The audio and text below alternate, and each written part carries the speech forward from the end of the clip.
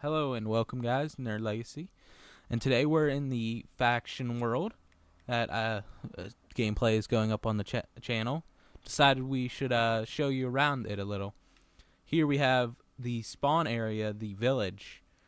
And today, to talk about this wonderful village, I'm going to have one of the admin, Matt, tell you about it.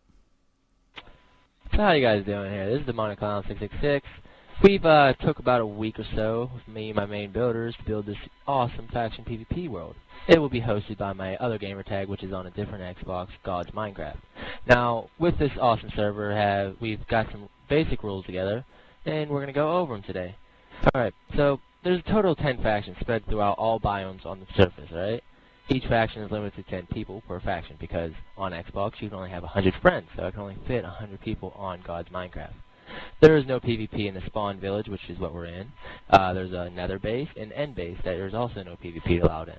There'll be no duplicating at all. You will get banned, okay? That's it. I don't tolerate it. No making your own nether portal. Use the one in the village. Go ahead and show them the nether portal right there that's made. Alright? And, let's see. No raiding unless you are at war with another faction. Now, that's put in place so everyone has a chance to kind of, feel safe until they're at war, of course. Now, war can only be declared if both faction leaders are present. That meaning if, say for instance, John here is a faction leader and I'm a faction leader. He has to be on the game and I have to be on the game in order for one of us to declare war on each other. Then we just go ahead and raid. Well, with raiding rules, alright? No raiding unless you're at war with that faction, obviously, okay? When raiding a faction, you can take anything that is not a part of the main structure. Basically, whatever we built to get this world ready, you do not take that, okay? Basically, it's the structure of the building. Let's see. War only lasts one real-life day, so once, like, say we declared war today, and it was like 11 p.m., an hour later it would be 12 a.m., so then the war would be over. Factions can only have one alliance per real-life day, which means you were pretty much guaranteed not to go to war with that person that day, okay?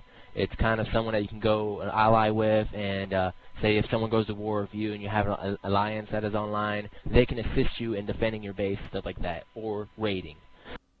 Now, no griefing a faction's base beyond repair, okay? Dismantlement, I mean like taking like a whole bunch of blocks or a big chunk of the base apart. I mean, if accidentally mining into the base, taking a few blocks and not replacing them, that's okay. I mean, it's easily repaired, so that's what I mean by beyond repair.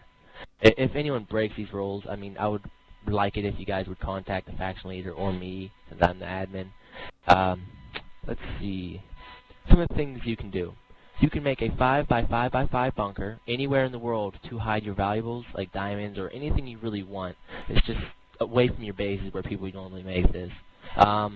You do not have to be at war to PvP in the end in the nether. Now, you heard me earlier say no PvP in the end base or nether base. Well, we made like preloaded bases in there that we made in creative. Pretty much just like the backstory to it is there once a long time ago lived two mighty factions that died off of who knows what, okay? But if you're not inside them bases in the end or nether, it's free to PvP. You do not have to be at war with that faction, right? Now, one thing about this world is you can trade with other people without having an alliance with them. So probably the best place to meet up would be here in the village, where there's no PvP allowed. Okay. If you do not have a faction, you people obviously live here in the village because we put beds throughout some of the houses, enough for people to live in. If you farm wheat at the village, please replant the seed.